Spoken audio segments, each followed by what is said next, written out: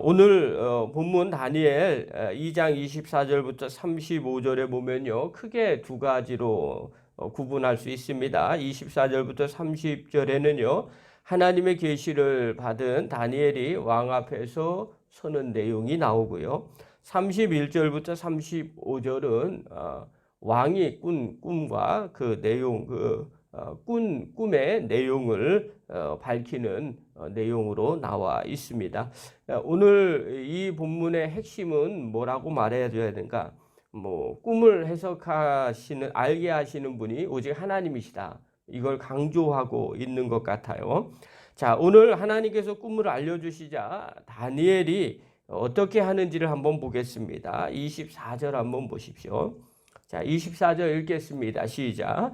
이에 다니엘은 왕이 바벨론 지혜자들을 죽이라 명령한 아리욱에게로 가서 그에게 이같이 이르되 바벨론 지혜자들을 죽이지 말고 나를 왕의 앞으로 인도하라. 그리하면 내가 그 해석을 왕께 알려드리리이다 하니. 자, 왕 앞에 나가죠. 왕의 앞으로 나를 좀 인도하라. 그러면 내가 그 해석을 왕께 알려주겠다. 그러자 왕 앞에 선 다니엘에게 왕이 이렇게 질문을 해요. 26절 읽겠습니다. 시작. 왕이 대답하여 벨드사살이라 이름한 다니엘에게 이르되 내가 꾼 꿈과 그 해석을 내가 능히 내게 알게 하겠느냐 하니. 자, 내용의 어간이에요. 여러분 질문을 하면 그 질문은 사실 그 사람의 마음에 있는 생각입니다. 그래서 어떤 질문을 하고 있느냐에 따라서 그 사람이 무슨 생각을 하고 있는지를 대충 알게 되죠. 자, 왕이 뭐라고 얘기하는 거냐면 다니엘 네가 능히 이 꿈을 내게 알게 할 수 있겠느냐 이런 뜻이에요. 그러니까 왕이 보기에는 이 꿈을 해석하는 주체가 누구냐면 다니엘이에요. 사람이에요. 네가 과연 이런 거 할 수 있겠느냐 이렇게 이야기하는 거죠.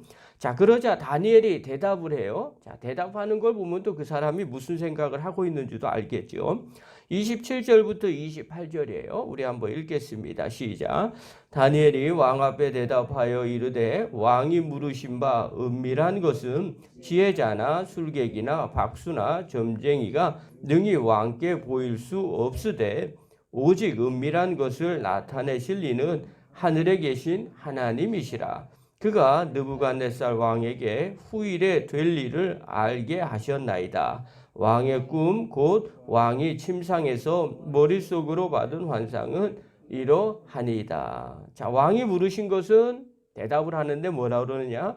지혜자나 술객이나 박수나 점쟁이가 알려줄 수준이 아닙니다. 사람이 이걸 알려주는 게 아닙니다. 이 말에는 나도 사람인데 내가 이걸 어떻게 알려주겠습니까?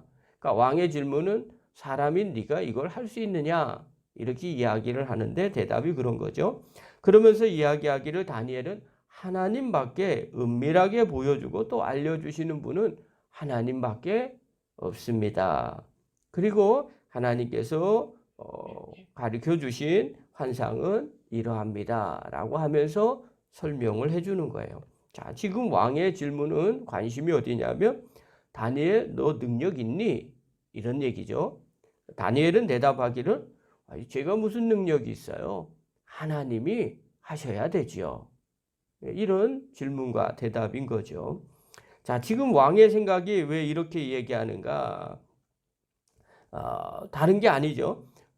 사람이 그런 능력이 있다고 왕은 그렇게 인식하고 있는 거예요.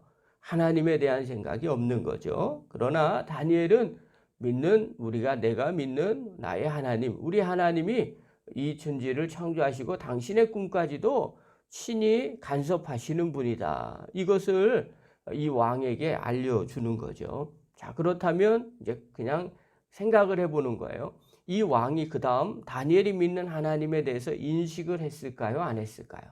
성경을 보면 다니엘이 믿는 하나님에 대해서 인식하기 시작합니다. 그 하나님은 뛰어난 분이구나. 위대한 분이구나. 이렇게 인식하게 돼요. 그래서 나중에 사자굴에 들어갈 때도 그가 맨 먼저 뭐라고 얘기하느냐? 네가 믿는 하나님이 너를 지키기를 원한다. 이렇게 이야기를 하고 있죠. 자, 이것이 하나님께 영광을 돌리는 방법이죠. 사람들은 그저 사람의 능력이나 또 겉모습만 보고 말할 때가 있어요. 그러나 믿는 우리는 그것을 오히려 관점을 하나님 앞에 돌리는 것.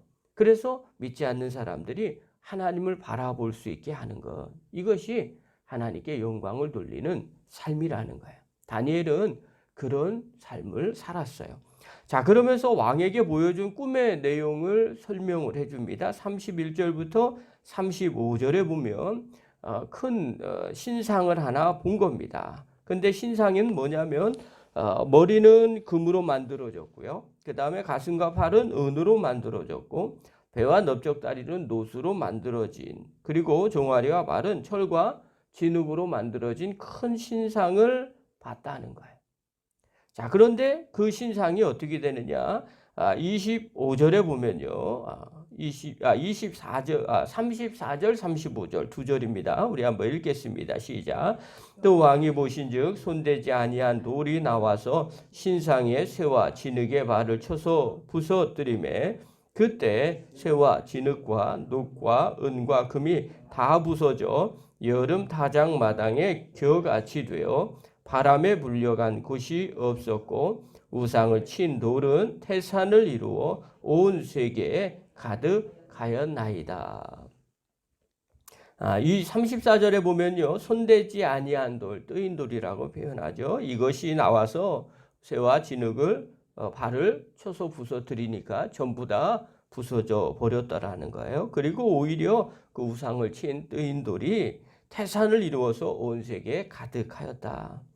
자, 이걸 어떻게 해석을 하느냐? 이건 역사의 중심에서 하나님이 역사를 다스리시는 하나님에 대해서 이야기를 합니다. 그래서 머리 금은 바벨론을 상징을 하고요. 가슴과 팔은 메데와 페르시아를 상징을 합니다. 제국을 상징하는 거예요. 그 다음에 배와 넓적다리는 헬라를 상징을 하고요. 그 다음에 종아리와 발은 로마 제국을 상징을 합니다. 그래서 그것들이 역사를 이루는 것, 사람이 이루는 것 같아 보이지만 이 왕이 지금 무슨 고민을 했었냐면 앞으로 우리 제국이 어떻게 될 것인가 그 고민을 할 때 이 환상을 본 거예요. 그런데 이것이 어떻게 하느냐? 손대지 아니한 돌, 예수님, 하나님의 나라가 예수님이 나타나셔서 그걸 다 부셔뜨리고 하나님의 나라가 이루어질 것이다. 이렇게 하는 이 환상을 보게 된 거죠. 그래서 다니엘이 이야기해 주는 거죠. 세상 역사가 사람에 의해서 움직여지는 것이 아니라 하나님의 계획에 의해서 세상 역사가 흥망성쇠로 움직여지게 된다. 결국에는 하나님의 방식대로 하나님의 나라가 도래하게 된다. 그러니 왕이시여 당신은 사람으로 왕이 된 것이 아니라 나라를 다스린 것이 아니라 이것조차도 하나님이 계획 아래 있습니다. 이것을 알려주는 것이 오늘 본문의 내용입니다. 자, 그렇다면 오늘 본문을 통해서 깨달아야 될 게 있어요. 딱 한 가지 먼저 볼 게 있는데 그게 바로 뭐냐면 성도는 하나님께 영광을 돌리는 사람이라는 겁니다. 그러니까 오늘 다니엘이 왕 앞에서 자신이 해석한 거죠. 어찌됐든 간에 기도하면서 응답을 받은 거니까, 환상을 봤으니까. 그러나 그는 내가 했다고 생각하지 않고 또 말하지도 않습니다. 하나님께서 하셨다고 고백하죠. 하나님만 이런 일을 하실 수 있다는 거예요. 여러분, 이 자세가 성도의 자세입니다. 우리가 신앙생활 할 때, 인생을 살아갈 때 우리는 우리도 모르게 내가 했다고 생각할 때가 많아요. 내가 생각했고 또 내가 이만큼 이루었고 또 내가 헌신했고 또 내가 또 은사도 받았고 또 내가 은혜도 받았다고 생각합니다. 그래서 우리는 나도 모르게 그냥 하나님이 인도하셨죠. 이렇게 고백을 하지만 사실은 우리 마음 가운데 내가 다 했다고 생각할 때가 있어요. 그것은 사실 교만한 마음이고 하나님께 영광을 돌리는 삶이 아니라는 거죠. 하나님께 영광을 돌리는 삶이란 결국 우린 청직이고 하나님이 모든 것을 다 하시고 하나님께로부터 왔다는 것. 이것을 사람들에게 계속해서 이야기하는 것. 그리고 자기 자랑보단 하나님 자랑하는 성도. 이런 성도가 바로 하나님께 영광을 돌리는 사람이죠. 오늘 다니엘은 삶 속에서 늘 그렇게 하나님께 영광을 돌리는 삶을 살았어요. 이후에도 보면 그가 총리가 돼서도 늘 하나님이 최우선으로 섬기는 사람이었어요. 그렇기 때문에 왕도 또 주변의 사람들도 그가 믿는 하나님, 그 하나님은 반드시 인정을 하게 되죠. 오늘 우리의 삶도 한번 뒤돌아볼 필요가 있습니다.